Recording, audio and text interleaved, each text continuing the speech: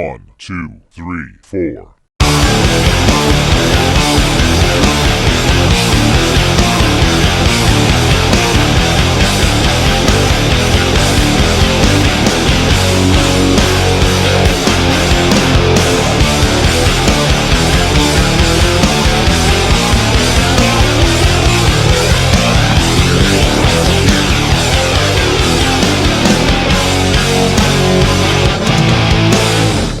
This is Murphy Karges, a fellow born and bred Orange County, California kid. We actually went to rival high schools long, long ago, and his sister Stacy was one of my classmates. She was an amazing soccer player. I knew Murphy's brother Terry way before I met Murphy. His brother was a music lover attempting to start a label, and really tried to champion my one-man band called Priss in the early 2000s. Through Terry, I met Murphy, and we connected through similar musical influences and the Orange County history. Murphy hit it big in the 90s with his band Sugar Ray.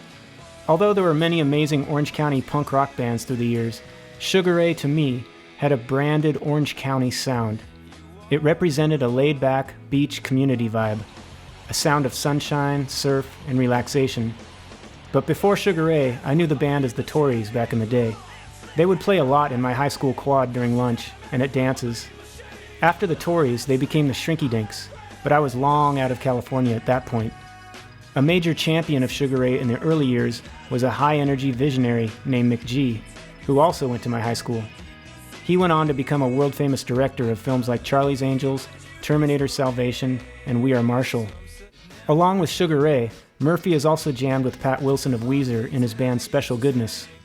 The last few years, Murphy has been teaching local Orange County kids how to rock in his own specific way, from his private studio in Newport. Let's catch up with him and see what he's up to. And I'll edit any stupid shit out later. How's it going? Good, man. Dude, I like your setup there. Look at that. You get the MIDI keyboard, or that's the keyboards, 2 keyboards. Zoom world. Looks really good though, man. The students. Are those drum have to heads? spin around, that's it. Yeah, are those drum heads behind you on your left? Yeah, so I got the Mini, I got this cheap little Yamaha thing, I got like all my little mixer stuff, mixer for like YouTube, mixer for guitar stuff. There's actually 5 drum kits in here. Wow. I have like 2 other like little rooms. We should actually be renting them out for like an Airbnb or something. And then like waiting room back there. I have these like, I don't know, I went down this rabbit hole. My wife a couple Christmases ago got me this pocket arcade, like Miss Pac-Man. It's like this big. Mm-hmm. And then I had to buy all of them. Yeah. Galaga. And then like the kids, while they're waiting for their brothers or sisters or whatever, they're all into it, never bored. Rad, yeah. You get the water back there, the extra water bottles I see. The water machine is pro. Yeah. Totally pro. We stepped up. Other than that, it's just kind of like a downstairs in the house. No, but it's great. I mean, look my at wall of fame. Yeah, man. Morrissey stuff, or Motorhead set list. Alice Cooper day sheet. That just, you collect Sweet. stuff. I collect stuff through the years. I see the Beatles, which is important. For sure. And it's like 90s Seattle stuff. Look at this. This is like one page out of, they called it, there used to be a paper called The Rocket. Now there's just The Stranger. But one page in the 90s, it was, let's see, Susie and the Banshees, Faith No More, The Melvins, Belly, Gypsy Queens, Foo Fighters opening for Mike Watt and Johnny Cash and the Goo Goo Dolls, just in one like strip from, I think it was like 96 or 97. What venue? Oh God. So like there used to be something called, Fifth Avenue Theater is still there. There used to be called the King Cat. It's not there anymore.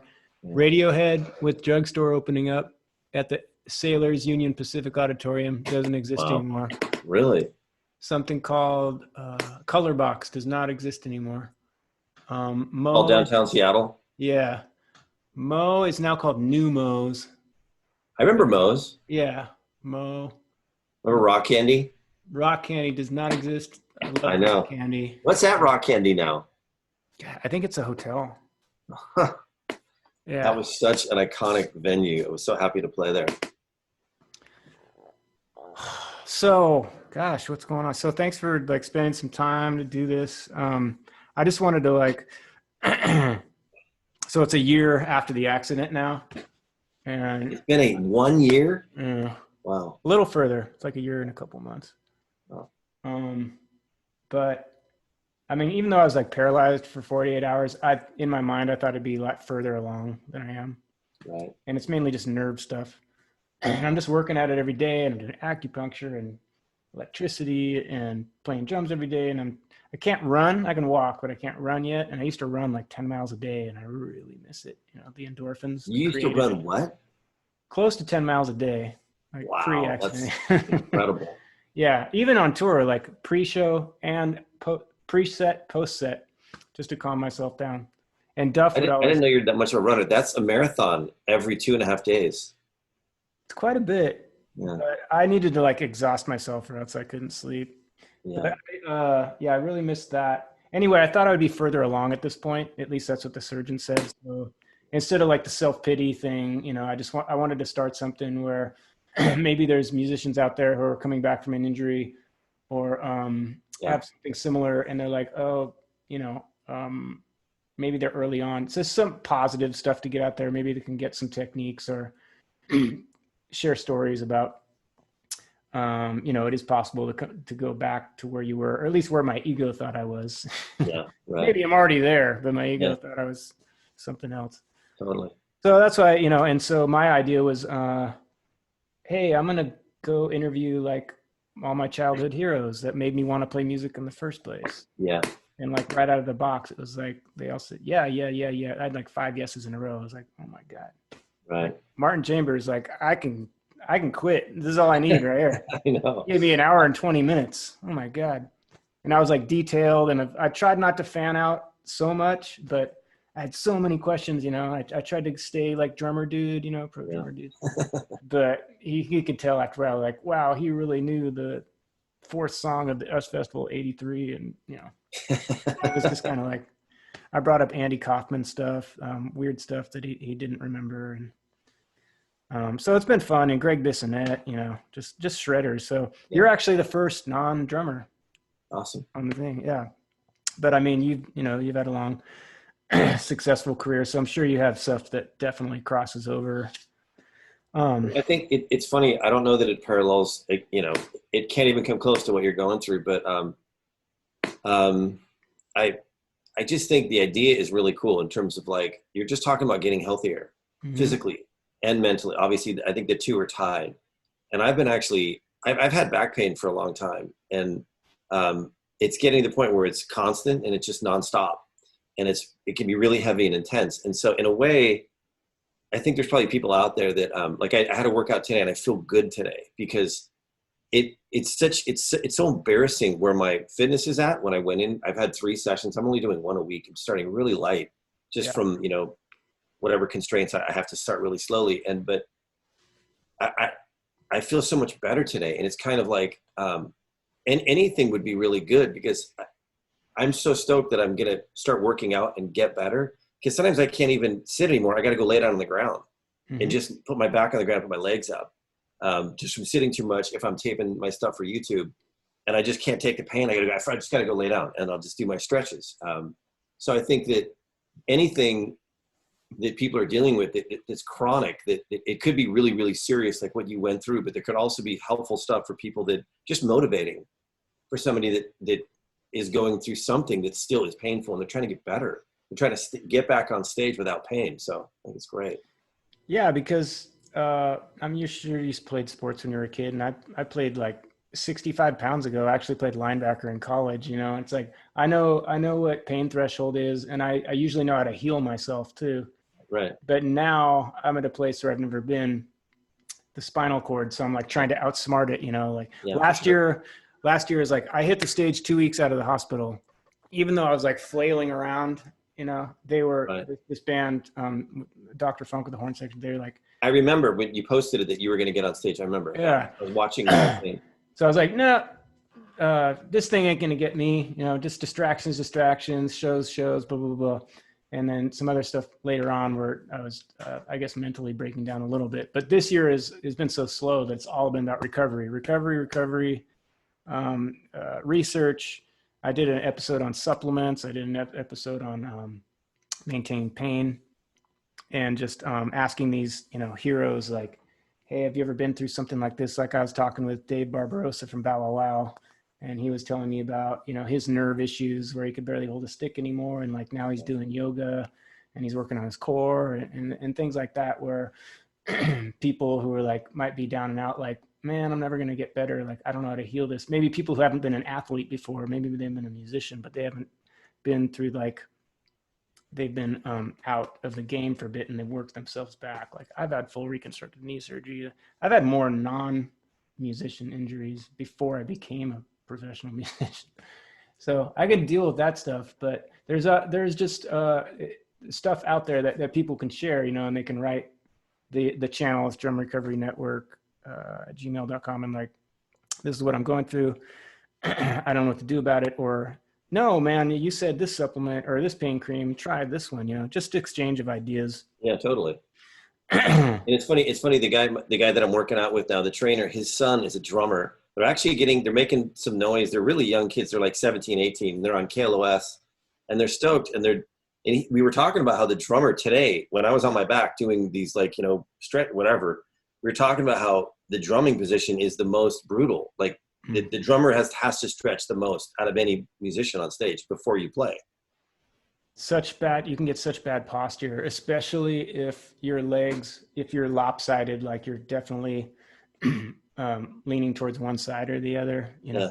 I'm right-footed, but now that right foot has some atrophy, so my posture is trying to balance itself out, and it's changing my playing, but it's making me really pay attention to what's going on. Where before it was just like, you don't even like, even I was talking to Martin about this too, like the muscles, this heartbeat bass drum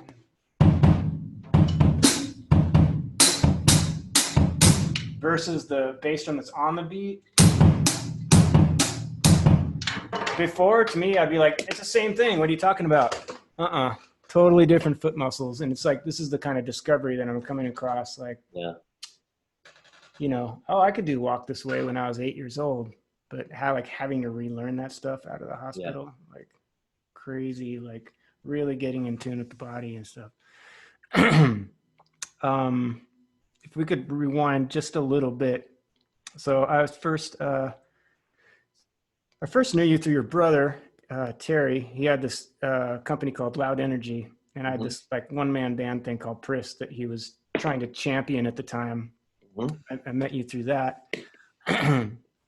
And even previous to that, we were going to rival high schools, and I knew your sister before you. She was a killer soccer player and a really good friend at the time. I was like super shy, but I was always like, wow, she's a really cool person. And it's just cool to fast forwarding a few years, like, wow, you guys never knew it. You were just down the road. But I also knew the Tories quite well, and just playing quad shows at CDM at lunchtime and stuff like that. And I already moved north by the time the Shrinky Dinks thing came around. So I guess, what was it like that made you, because I'm self-taught, and what was it that made you want to pick up the bass and like start playing rock and roll in a band? Well, that's a good question. What made me, well, I'll probably blame my parents' record collection when I was a kid. I used to, as young as I can remember, I was probably like 6 years old. I would go into their albums, and it was in San Carlos, California, before we had moved back down. I was born in Newport Beach in Hoag Hospital, and then we bounced around a little bit, wound up in Northern California for about 8 years. And so when I was like 6 or 7, I would go in and pull out Beatles records. I remember I'd pull out a Traffic record called John Barleycorn Must Die, Steve Winwood, just instrumental jams, like 7-minute. I loved that. It was called Glad and Freedom Rider. But then I'd pull out the Beatles. I just couldn't get enough of the Beatles. And I would just play it over and over and over. And I'd sit there and I'd lay on this rug in the front room, and there was a big window and light was coming in. It was like this fantasy little, I don't know, like amazing room. It was like a magic carpet ride into music that it was just soothing me. And it was going into my head, and I was like, this is the greatest, I feel the best I've ever felt. And so fast forward a little bit. I mean, I didn't get a guitar that young, but it fed me in some way. And then moved down to Southern California as a freshman. A few years later, obviously, went to 2 great concerts though. Before I moved down, I should say, I went to I think there's 2 concerts you go to, 2 first concerts. The first one is the one you're taken to. Right. The second one is you actually buy a ticket to.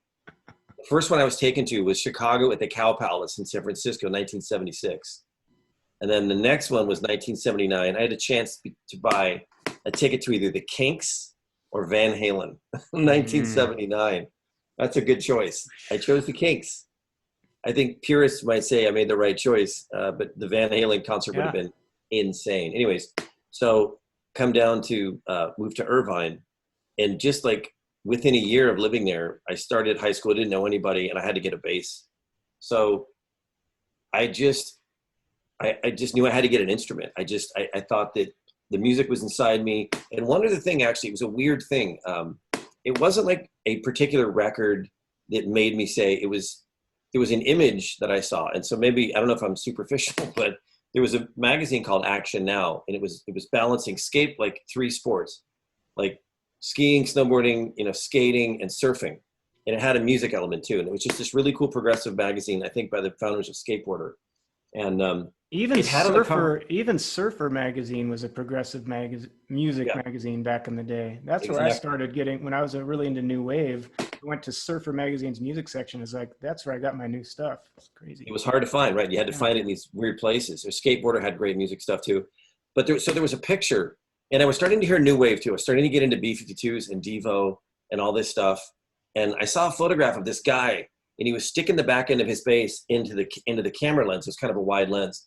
And it was just on the cover. I think there was 3 shots. It was music, skating, and might have been surfing. And the photo of that 4 strings, I'm just like, I got to have that.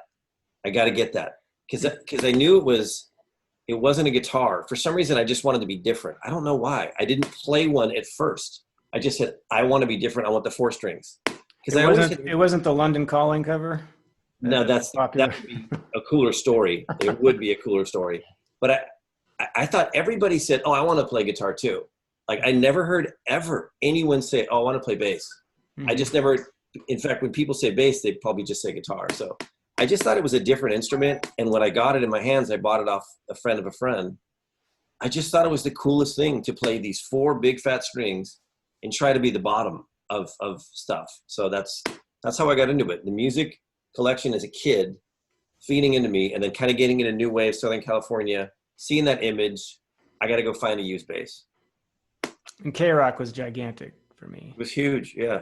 K-Rock was very alternative. It was incredible new wave, all kinds of stuff. It wasn't just the big hits that we know from the 80s. No, it was like so much sex coming over the speakers from the new wave days. There was just so much. I loved everything from like, again, not just like the Eurythmics and the big songs we know of, like, I Melt With You and Modern English. It like B-Movie, Nowhere Girl, and like Missing Persons tracks that weren't on the radio, and like Romeo Void and the Waitresses, the Motels. I mean, all the songs that, of course, the radio had the best songs, but then you discover a little bit and you find more.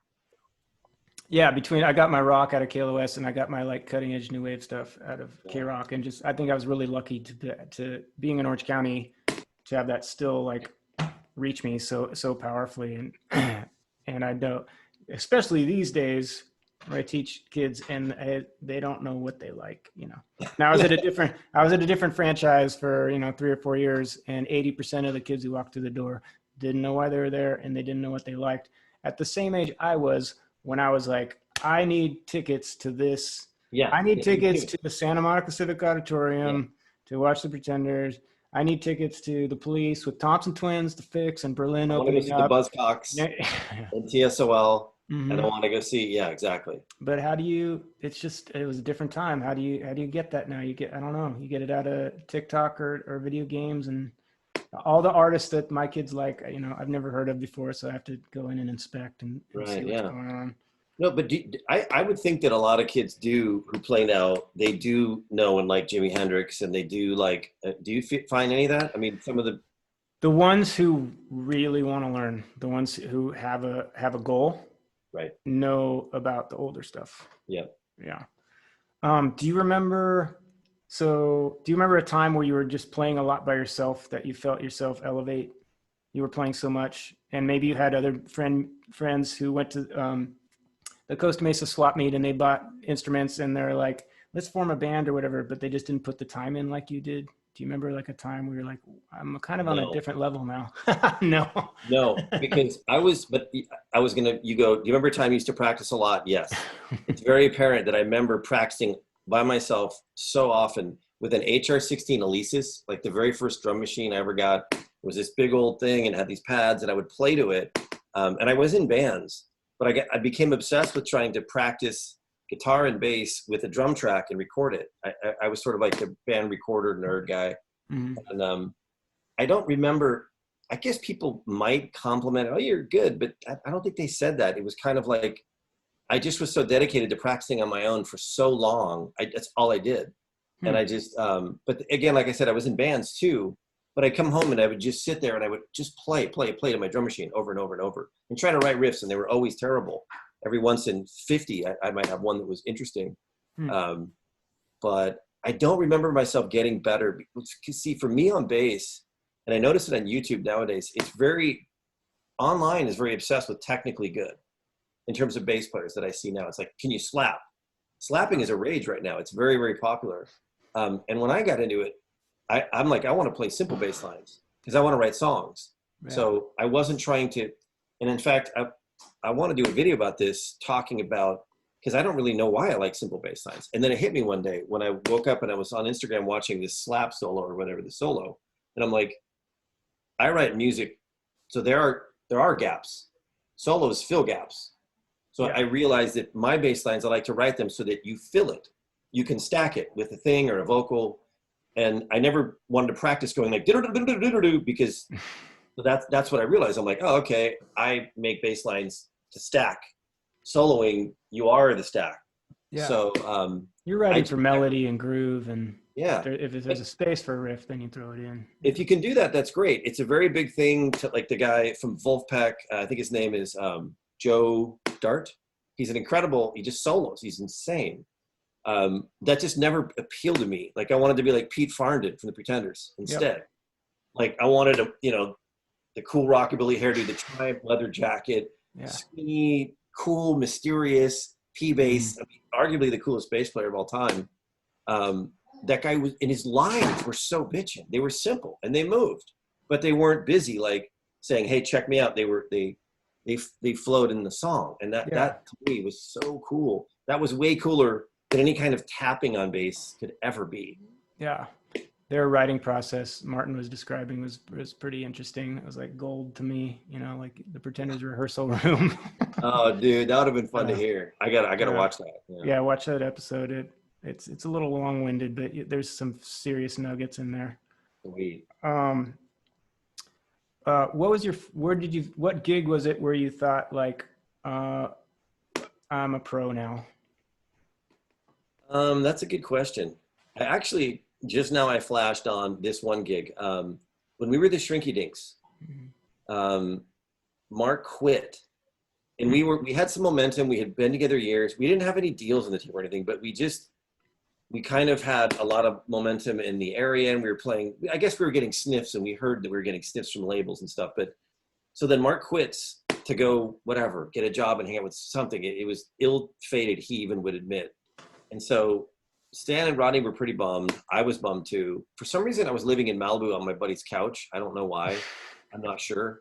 It sounds cool in Malibu on his couch, but it wasn't very cool or glamorous. So I opened up Music Connection magazine. Remember Music Connection? Mm-hmm.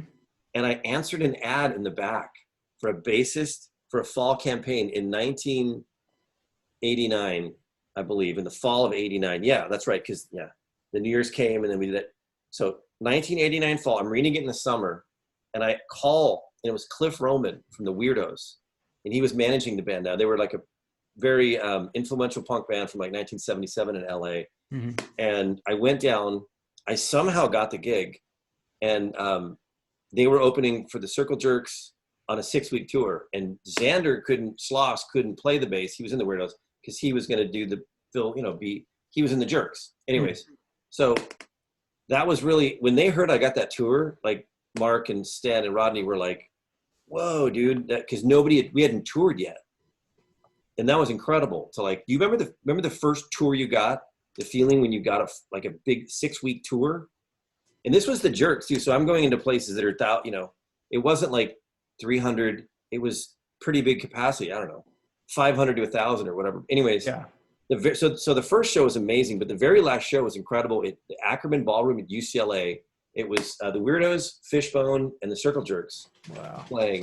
And at the end of the show, everybody had come to see. I saw Stan and Mark and Rodney. My whole family was there. Everybody, and it was just, it felt so cool because I knew for some reason we were going to put the band back together. And I did like a cheesy stage dive at the end, and I wanted them to see how much fun it was to be on tour, Rodney, Mark, and Stan. And after that, we put the band back together, and we got a deal about a year later.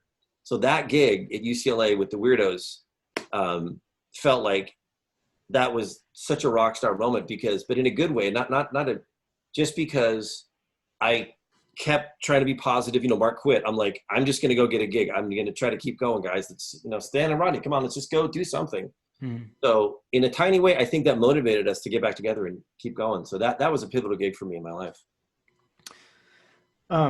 So when you guys got back together, how did that deal formulate? Was there like a label agent who was around Orange County, or did you have to go up to LA constantly and start pounding it out? No, not even close. Our deal was so weird. We did McG invested and shot a video for us. We literally got a deal on a music video. But McG was so forward thinking. He's a big movie director. Yeah. He does like huge movies, and he develops series for Netflix.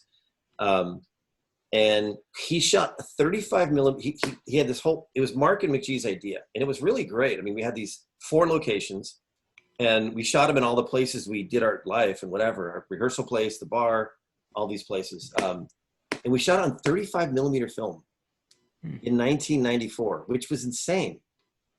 But the problem was there wasn't any, because nowadays there's really good DSLRs that look good.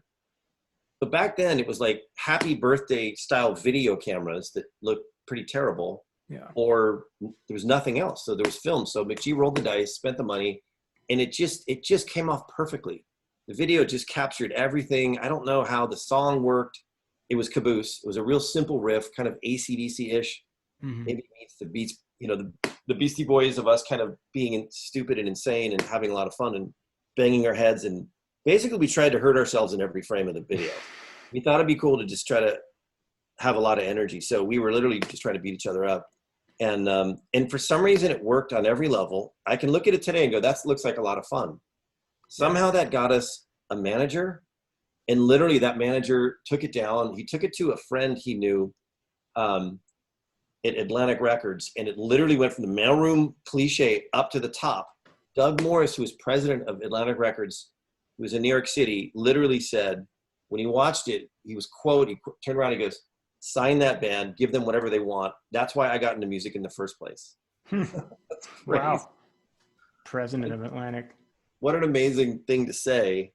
And then, a few months later, we're in his office with like smoke on the floor and like a grand piano and like just like, what's going on? Where are we right now? This is like the weirdest place. It's like a whole major label shopping thing when you go from office to office is like a very surreal experience. It was so bizarre to go to that guy's top floor, whatever it was. And he was such a nice man, though. He was such a great guy, but it just felt like it was a weird dream. And that somebody was going to pull the plug and say, it's a big joke.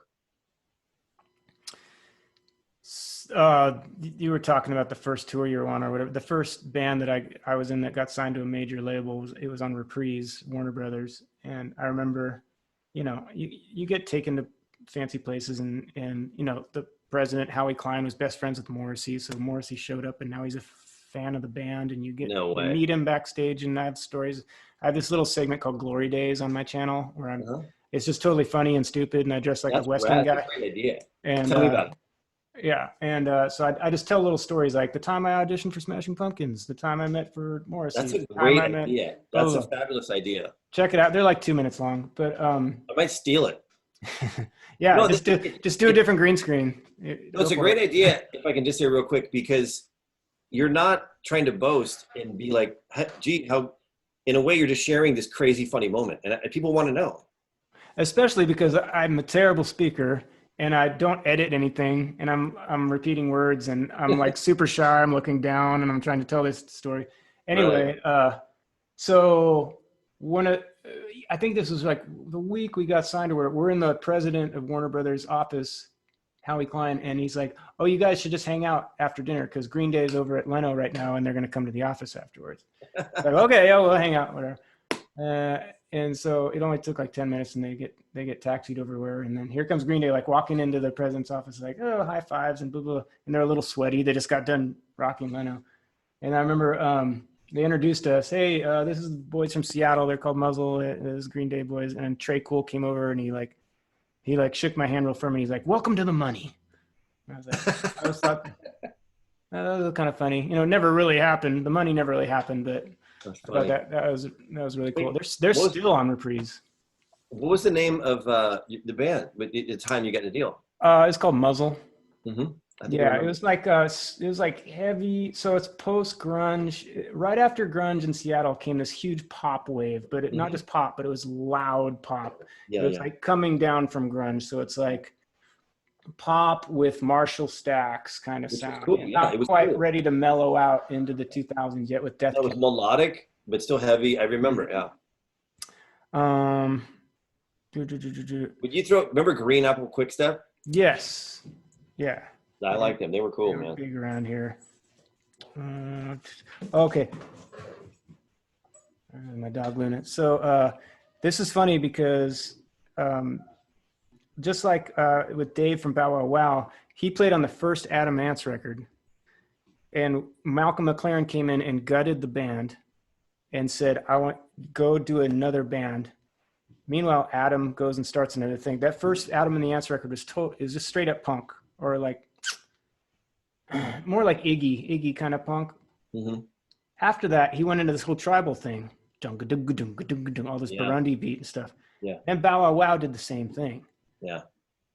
And that was like that was his background, is that style. So I was asking him, like, what's up with you starting this new band and you hear Adam's new band doing the same exact tribal beat out of nowhere? They were just doing punk. Like, what happened? Yeah. So the only reason I bring that up is because, like, you know, Mean Machine and all that stuff into When You Exploded. I know you told me the story a couple times of like in between that, like you had a rock record, and then I remember like you were at your wit's end, like what else can we do? Yeah, we hated, we were like ready to just, it was really depressing. Are you asking about how it changed from like Mean Machine to Fly? Yeah. Yeah, it's because I probably did tell you this story. It's because we were so depressed, and so we had done 2 years of touring-ish. I got a year and a half or something, and it was pretty, you know, it felt like a blessing. It was incredible, but at the same time, we were, I don't know, we were just exhausted and tired and just fried and frazzled, and I don't think we were living that healthy because we were a band that prided ourselves on, we just want to have fun. So what we did, we drank a lot of Budweiser or whatever, and the party. It can get exhausting and cliche ridden. So anyway, so we're sitting there, but we were so happy. We're like, okay, great. Let's go to New York City. For some reason, we went to New York City, and it was just through, I told you the story. We were so frustrated. And Mark has said in interviews, he just stormed out. He had it. The riffs were like just okay. And there was a down tuning thing at that point, and everybody was doing down tunings. Lemonade and Brownies had no down tuning, but it had one song, but it didn't sound like a down tuning record. Mm-hmm. This next record was a ton of down tuning. And, I don't know. We were frustrated, and Mark storms out one day. Literally, it was like he goes, I don't know if I'm coming back. And so we just all sat down there, and we were depressed even more. And I had been listening to the Sublime record because we were due to meet David Kahn and Ron St. Germain. Ron St. Germain produced 311. David did all kinds of stuff, from Paul McCartney to like Translator to like Soul Coffee, and then to like, all kinds of amazing stuff. And he did that big Sublime hit. And so that Sublime record was running through my head, and we were just sitting there, and I'm like, can we just goof around? I got a little bass line. And literally the song Fly was written because we had like okay, I think we might be done. Let's just screw around. There's no pressure. I think our band's over. I'm going to be at Little Caesars in 3 weeks. Yeah. Dropped. and delivering pizzas. And somehow that little goofy jam turned into like, it's kind of interesting. Let's keep layering. We had a 4-track, like a little 4-track cassette recorder. We laid it down, and it just was interesting. And we're like, what is that? I don't know. And it just kept going and going and going. And Mark hated it when he came back to practice. He goes, I quit if we do that. And because I think Mark was going to have to sing, and he was afraid because he used to scream, and you couldn't really hear what he was saying, and he never really sang. He just was energy and screaming, and he's going to have to sing on this. So David kind of said, well, David, we met that week and listened to this song, and he goes, well, Mark didn't even show up for that. He was famous for not showing up to first meetings with anybody. He just didn't want to deal with it. He couldn't deal with it. He said, you guys deal with it. And then later when David met Mark, he said, you might want to rethink quitting or not wanting to do this song. There might be something there. It's a nice melody. And so then David took it into Geniusville and really made it incredible. But the genesis of the song was born out of this weird moment where we were just depressed and we just kind of gave up. And that bass line. Yep. Wow. That was the first thing that started. And then Craig had the beat, and then Rodney went third, and then Stan had the melody. He was smoking a cigarette, pacing in the hall, really depressed. He told me he was so depressed. He was entertaining really bad thoughts. Like I just want to fly. I just want to get away from everything. I might want to go jump off a building or something. Like it wasn't, Mark started dedicating Fly to like people that passed away, but that's not what it was about when it was written. It was about escaping a terrible moment. But that song that pushed towards the whole sound, the whole vibe going forward? Was there something before that, or was that the one? No, first one. And if you realize that's the only, like, you literally have Fly and like 10 other head smashers. Yeah. And then moving forward, we're like, we didn't say, hey man, let's try to write 3 more Flies. We were just like, we really like Fly. So if you have another idea that's like that, let's work on it. And then, so we tried to bring stuff that was like Fly and then also keep the heavier riffs coming. We thought, why not just let's just throw it all on the wall and see what works. Yeah. And then we got lucky with Every Morning and Someday on the next record. Those were great songs that I feel like Rodney and Stan wrote the most out of those two, probably. Well, I think it was that vibe in those years. I think it really represented like where we grew up. I think that's like the sound of the Orange County coast, Right. Which is really cool. I mean, you always had your punk rock bands from Orange County, but this was more like, I don't know, it like enjoying, enjoying the scenery, a little more fun beach life, Orange County style. And that was there was never really anything before that kind of represented that. Maybe the Beach Boys or something, but Or Dick Dale, yeah. That's funny you said that, because I literally been going through a bunch of old stuff. I have too many boxes, so I'm trying to go through it all. I kept a lot of stuff from whatever. I have a letter from Hillary Clinton. We played for Bill Clinton, and she wrote us all personalized thank you letters after, and it's like signed by her. I'm like, no way. But so I just saw a quote. It's funny you said that about beach and Orange County, because I read a little thing of Rodney in one interview years ago. He said, we kind of grew up in like a really nice place, and I think our sound sort of just maybe reflects that. It's exactly what you just said. I just read that earlier today from Rodney saying it. Yeah, it's a stamp for sure. And I can't really, I mean, some cities have that like stamp, like this is our city sound, Yeah. But it's cool that you said that you think we might have been the first or to like have that be known. And it's true. When we were coming from here, I was pretty aware that there weren't any bands that you thought were cool that came from Newport. Yeah. Maybe Huntington, or, but that was probably, to me, not a good thing, because if you're coming from Seattle or LA, even more Huntington. Yeah. I mean, whoever came from Newport? Nobody ever. You just like surfed, or you retired there when you wanted like a month. What was her name? The bass player in the Bangles. She from Newport? She went to Corona. Oh yeah, but I guess I mean a band starting from Newport Beach. And like a full band. Yeah. In a living room in like Harbor View or something. There's nobody ever. So that was like a weird thing. I'm like, well, nobody's ever done it, so we don't have a shot. But let's just try to have fun.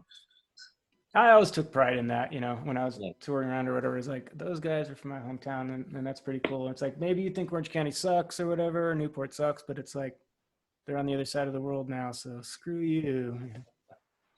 We got Nice. stuff too, man. No, there's a lot of talent down there. It just has to find its own life. Yeah, Absolutely. And usually it just moves to LA and then LA gets credit, right? yeah, exactly. I mean, geez, Will Ferrell, I lived in the apartment building right next to him when he was living there. Yeah, the Woodbridge area. Hmm. There's some apartment buildings that are all pink. I forgot what the brand was, but yeah, he was there. He grew up kind of like right there in that area. When I read that later, I went to high school with Tim and Zach from Rage I Against the know. Machine. They were Yeah, 1 year younger than me, and so was Will at University High School. Yeah. yeah, there's talent down there. There's one band I really love called Smile. They were cool. Yeah. Mikey Rosas. I think he Yep. went to Tustin High School. Yeah, Yep. I love that band. They Little were little guy, huge voice. Little guy, huge they were voice. on Atlantic. Yeah, yeah, They had that staring at the sun. yeah.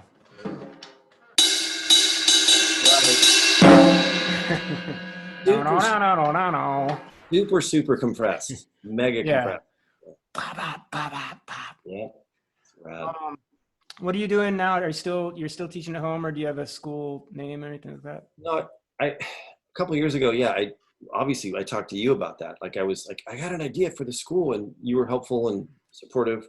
I did it for like a year. We did a band program. We did 2 separate seasons of it, and it was awesome. We did 2 shows, but I just sort of felt like I didn't want to keep doing that.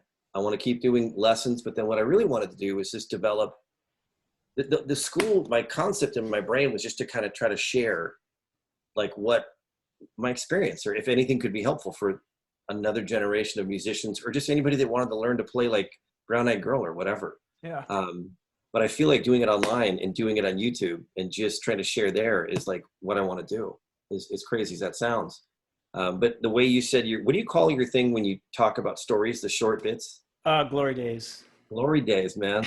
Um, it's inspiring, I think, to me. I can't wait to go listen to all those things. How many clips do you have up from Glory Days? I've got 3 up: Offspring audition, Smashing Pumpkins audition, and Meeting Morrissey. And I'm gonna put up. There's one time I got hired by the original Third Eye Blind guys to do a few tour dates, I think I remember.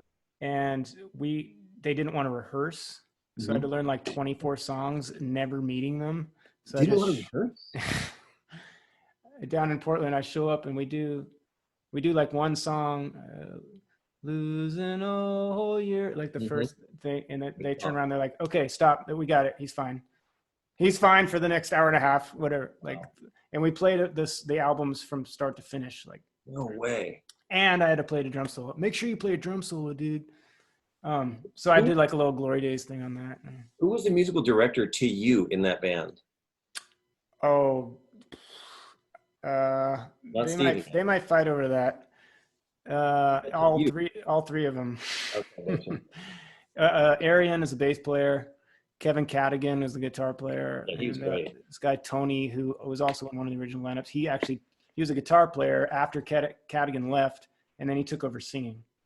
And he's got a pretty good voice, but they're all like, I don't know. I get texts on my drive to the next show say, make sure blah blah blah doesn't push too hard, or make a little more swing, and blah blah. And those are like my notes leading to the next show. So and then audition, Glory Days, and then the Perfect Circle audition.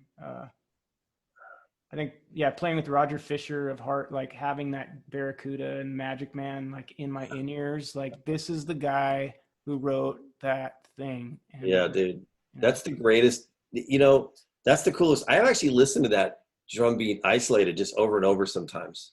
I just love it, man. Mm-hmm. When you break it down, it's not the most technical, but why does it just sound like the coolest beat that ever was on tape?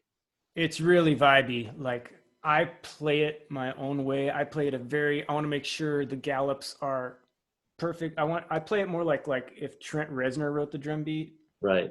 And Michael DeRocher is just so vibey. He's Bonham to me, in my opinion. He's Bonham, but he's more efficient.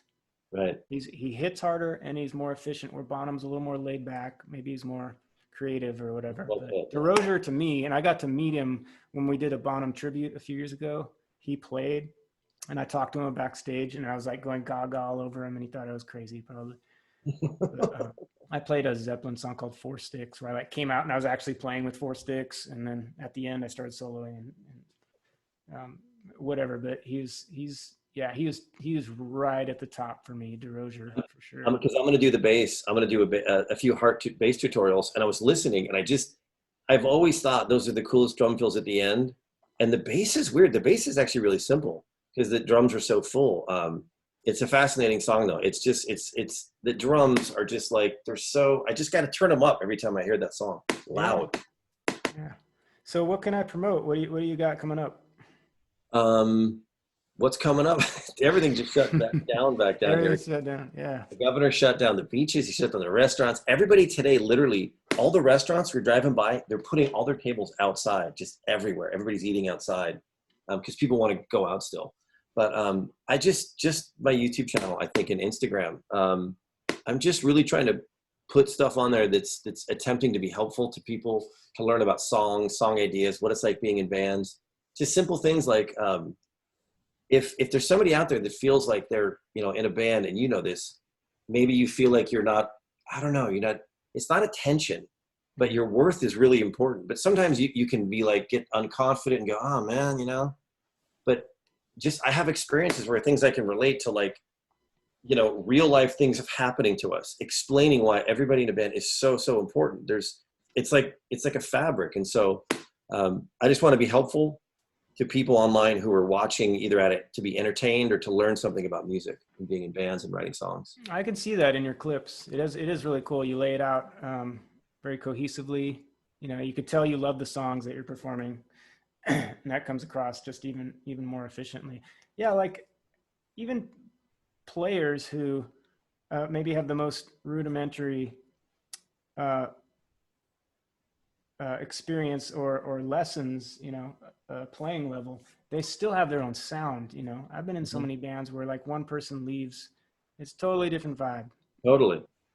Right. You can fake it, there's still these high points that get you through the tour or whatever, but it's right. Like, yeah, so that kind of stuff, everyone needs to believe they have their own style. You can hit the drum 1,000 different times. I mean, there's more than one time where someone said, oh, that's cool. That's cool. You talked to that band that you're on audition for, but did you get in a room with them yet? Because make sure you get in a room with them because you hit it at the drum differently. No, it's so true. Because the bass lines I'm doing, I was playing one bass line and I'm like, you know what? I'm not playing this like them, but I'm trying to do it because just the way people are, it makes it different. I thought it'd be fascinating to do a video, whether it's guitar, bass, or a drummer, 5 different musicians try to play the bass line the exact same. It'll be different. Oh yeah. And a drummer tries, 5 different drummers try to play this part, like the Barracuda song. It will be, every time will be different. And I don't think people understand that. It's fascinating though, to see it in real time. So I don't know if I'll make that video, but it's those little tiny things that are fun to realize, like those little bits of, I don't know, music. It's not musical grammar. It's just like, it's your own personal touch and style. And so it's fun to try to go through those and try to illuminate why things are the way they are. I think it's fascinating. Yeah, I mean, can you imagine another drummer like being in U2? Like it's not. Neil Peart's not going to work in that band, Definitely not now, but you know what I'm saying. Stuart Copeland's not going to work. And imagine Keith Moon and John Bonham switching bands. Yeah. Everyone's got their style. Yeah. So specifically, like, how do people get to your website or your Facebook? Well, it's pretty simple. YouTube is you can just search my name. It's just, I don't have anything fancy. I do have a URL though. It's the youtube.com/c/Murphy Karges bass. But usually when people want to find you on YouTube, they just go and they just put it in the search bar. If you put in Murphy Karges, spelled my name correct, they'll find my channel. And then it's there. I'm just trying to put all kinds of stuff. And thank you for saying that you like the way I'm playing it. I just definitely want to evolve beyond playing over a track that's the original recording. Because I was watching some, I'm like, I can't wait to start doing more. And I'm inspired by you reaching out to musicians and sharing, because One of my most popular videos is the one when I broke down When It's Over with Stan, who's my guest. Mm-hmm. It's just so much more fun to sit there with somebody. Oh yeah. And just let them say 50% of like the whole video. And so I'm looking forward to doing that. And what I think I'd like to do actually is do a podcast where I talk to a bass player's podcast, where I talk to bass players who have been part of really iconic songs and talk about the bass line that is the root of the tune on the podcast, but then maybe film 10 minutes of him breaking it down, or her. I just think that'd be kind of fascinating, because this whole thing started like about a year ago when I saw a couple of things online that motivated me. I'm like, I saw Paul Gray from The Dam doing Wait for the Blackout on Facebook. I'm like, that is so cool. When you see the original person play the original part, Yeah. there's just magic about that. Yeah. And then, I've seen Brian May do that breakdown Bohemian Rhapsody lead so slow so many times on Facebook, but I never get sick of it. there you go. Exactly. So I was motivated by that. And so I did Sugar Ray songs in order. I did 90 Sugar Ray songs broken down by me, who I played all the bass on those pretty much. And then I'm like, well, I should just start having other people on. So, it might evolve a little bit, but, and then the Instagram is just my name too. It's just Murphy Karges. But that's what I'm doing. I'm focused on that and I love it. So, but dude, Glory Days is so Glory cool. Days. I'm glad. I gotta steal it, but I gotta somehow pay homage because it's your idea. It's so cool. You'll see all my rookie iMovie skills with text and things. Doesn't matter, man. I'm a director now. Yeah, you are. Is your boy still playing the drums? He is. You know what? Not as much. Yeah. But he is, and we've committed to getting back. He was playing, because we can't play where we are. Our house is too small. We're on the island right here. But so we've just been, we actually didn't go to our studio for like 2 months straight. We just stayed in. Move? What's that? Did you move? Yeah, correct. Last place, we were on Flower. We moved down to the island to try living on Bow Island. It's been awesome. But we didn't also expect to be quarantined in this little place. Yeah. So he's going to get back on it and keep playing. I still have video of you guys jamming. You showing the beat. Oh, yeah, that's cool. Get over here. Here he is, right here. Yeah. He's a little taller now. I bet. What's up? Huge. It's been a while. He used to be like here. Last time I saw you, I could walk like a normal human being. I kind of walk around like Frankenstein. But I could play a little bit of these. I could still play that thing that I showed you. That's the most important thing. Wasn't that the bottom beat? Yeah, well, yeah, the old Purdy shuffle with Porcaro, yeah. Cool. Well, I'm gonna let you go. This Murphy Karges, please get a hold of him. Even pay him to make you a better musician if you want to. I'm sure he'll take your money. So I'm gonna say goodbye, and I want to talk to you for a couple seconds after I stop recording. Sounds good. Bert, thanks for having me. Love it. All right. See you in a bit.